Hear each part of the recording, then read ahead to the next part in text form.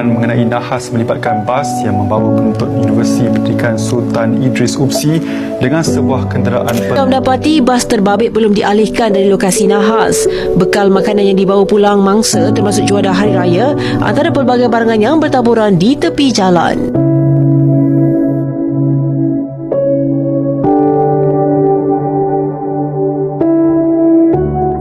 And salam sejahtera. Every time we step out of our home, we carry a simple hope to arrive safely. But for thousands of Malaysians each year, the hope is tragically cut short. Between January and November 2024 alone, over 585,000 road accidents were recorded in Malaysia, claiming the life of nearly 6,000 people, and the number are still rising in 2025. This is just not about statistics, it's about real life lost in mere seconds. Children losing parents, family torn apart, dreams left unfinished on the highway of our nation. Just recently, on 9 June 2025, Malaysia was shaken by one of the deadliest road tragedies in recent years, a horrific crash in Gorik Perak involving a bus carrying 42 Upsi students. The accident took 15 lives and left 33 others injured, most of them young, with bright future ahead of them. It was a heartbreaking reminder that life can change in a blink of an eye. We often think it won't happen to me, but the truth is, no one is immune, and behind every accident report, there are people with names, family, with stories that deserve more time. So, the question is, how many more lives must we lose before we truly open our eyes? When will we start treating road safety not as a rule, but as a responsibility to each other? On the early morning of 9 June 2025, at approximately 1 a.m., a tragic road accident shocked the nation. A bus carrying 42 Universiti Pendidikan Sultan Idris Upsi students, along with attendant, crashed along the east-west highway near Tasik Panding, Gorik Perak. The bus was returning to Upsi from Jatih, Terengganu when it lost control and overturned into a ditch. The impact was devastating. 15 Upsi students lost their life, while 33 others were injured. A dashcam recording for a nearby vehicle provides shocking insight. It shows the bus speeding excessively, aggressively overtaking vehicle and swerving dangerously on a dark, windy descent. Immediately after the crash, the 39-year-old driver claimed the accident happened due to a brake failure. He told authorities that he couldn't stop the bus while going downhill. Badan Puspakau Investigations Malaysia's official inspection body found no evidence of brake failure. The brakes were in working condition and no mechanical fault were reported. The police then uncovered more troubling facts. The driver had 18 previous traffic summons, including 13 for speeding. Additionally, the bus itself had 21 summons, 5 of which were still active. The horrific accident involved 46 people in total, including 42 Upsi students. The 13 students died at the scene, while 2 more passed away in the hospital. It is one of the deadliest road tragedies in Malaysia in recent years. Authorities conclude that the true cause of the accident was human error, a tragic combination of excessive speed, reckless overtaking, and a history of violations. The driver now faces multiple charges, including dangerous and reckless driving causing death. This tragedy is a painful reminder that reckless behavior on the road costs life. May this serve as a wake-up call for stricter enforcement, safer transport, and above all, responsible. Next, I want to talk about something that's often overlooked until it hits close to home, which is vehicle accidents. It's a topic that affects not just numbers on the chart, but real people like mothers, fathers, siblings, and friends. Every year, thousands of lives are lost in a road accidents. Many families are left grieving and countless others live with trauma and permanent injuries. So today, let's ask ourselves honestly what we can do as individuals and as a society to prevent this. First and most importantly, we must stop using mobile phones while driving. I know it's tempting when your mobile phone are buzzing with a message or you're running late and want to call someone. But here's the truth. Just a few seconds of distraction can end a life. Imagine how you feel if one text or notification causes a tragedy. Next, we must follow traffic laws. As we know, speeding, ignoring red lights, tailgating, these actions might save you a few minutes, but they can cost lives. The rules are not just there to inconvenience us, but they are there to create order, predictability, and most of all, safety. Simple things like wearing seatbelts, using indicators, and keeping to speed limits can make a world of difference. Of course, governments and authorities also carry responsibility. They must ensure roads are well maintained, well lit, and clearly marked. Installing traffic cameras and increasing road patrols can help enforce laws more effectively. But just as important like doing public education campaigns, especially for young and new drivers who may not fully grasp the consequences of careless driving. We should also look at improving public transportation. If buses and trains are efficient, clean, and accessible, more people will choose them over private vehicles. This reduces the number of cars on the road, which not only eases traffic congestion but also lowers the risk of accidents. It's a win-win for everyone and for the environment too. Next, let's move on to recommendations. While accidents can always be predicted, proper record keeping can play a major role in preventing them, or at least minimizing the impact. I will be covering 4 key recommendations based on core records management principles. Number 1 is centralized transportation record system. Upsi should implement a centralized digital system for all transport-related records. This system should manage documents like vehicle maintenance logs, driver certifications, insurance documents, and trip schedules. Having this information organized and accessible help ensure that buses are roadworthy and that only qualified drivers are on duty. The second recommendation is compliance with retention schedules.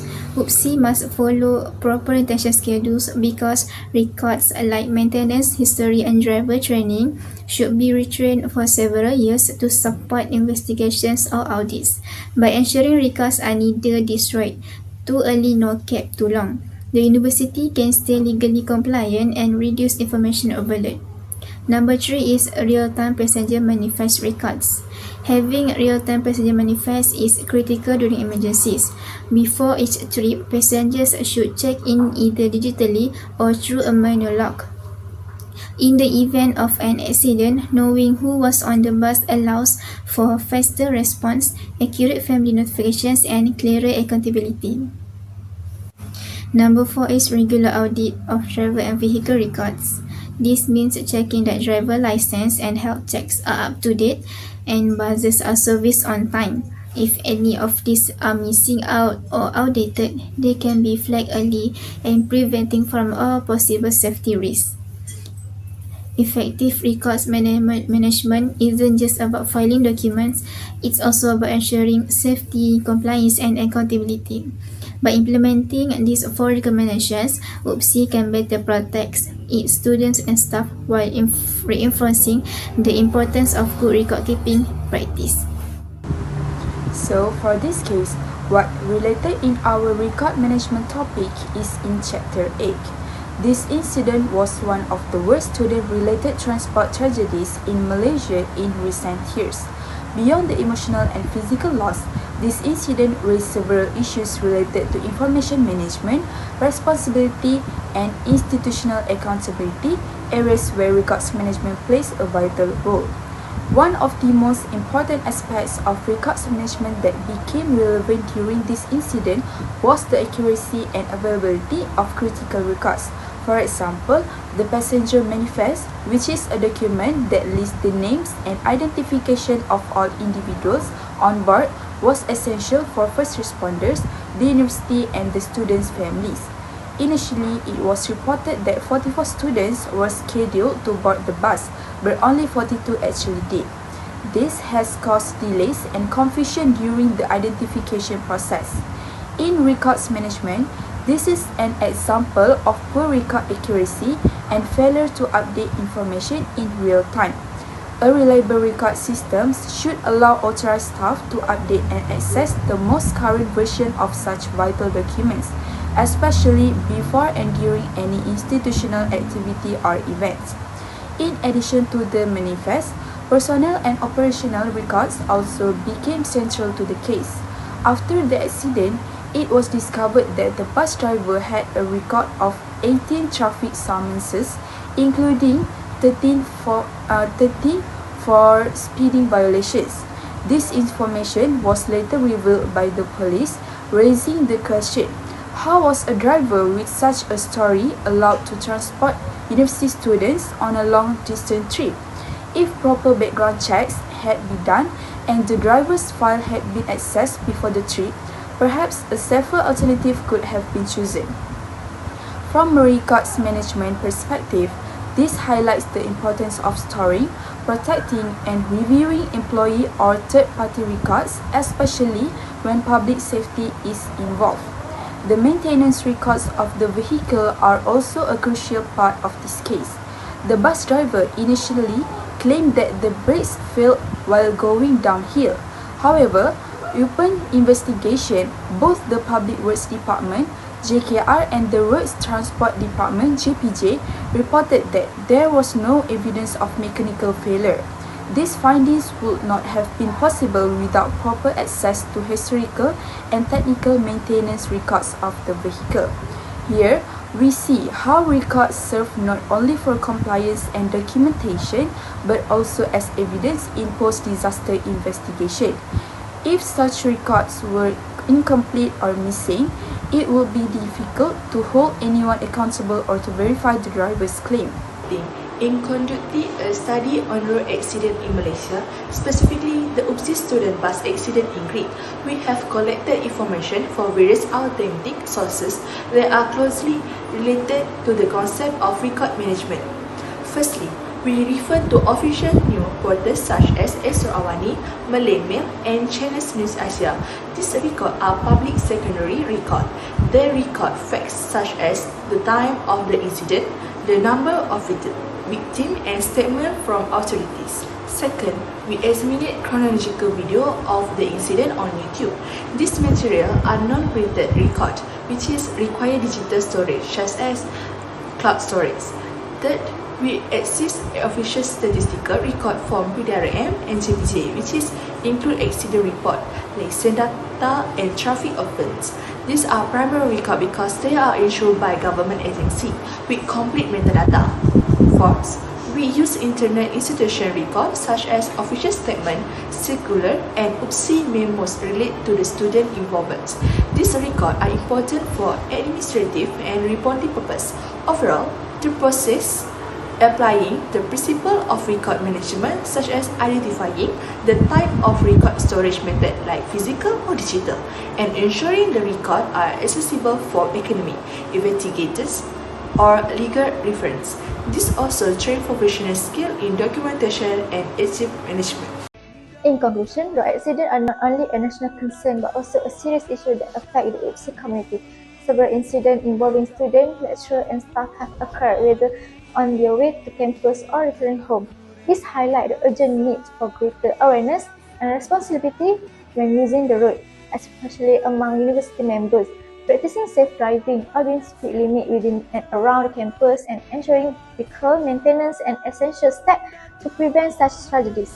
The university administration can also play a proactive role by organizing road safety campaign, talk, and improving infrastructure such as pedestrian crossing, lighting, and signage. Through cooperation between students, staff, and the university, we can reduce the risk of road accidents and create a safer, more responsible campus environment. Ultimately, awareness and collective effort are the key to a productive life and ensuring that Upsi remains a safe place to learn and grow. Lastly, salam takziah to the family members who have lost their loved one. Let us recite Al-Fatihah for those impacted by this tragedy. May they find peace and mercy.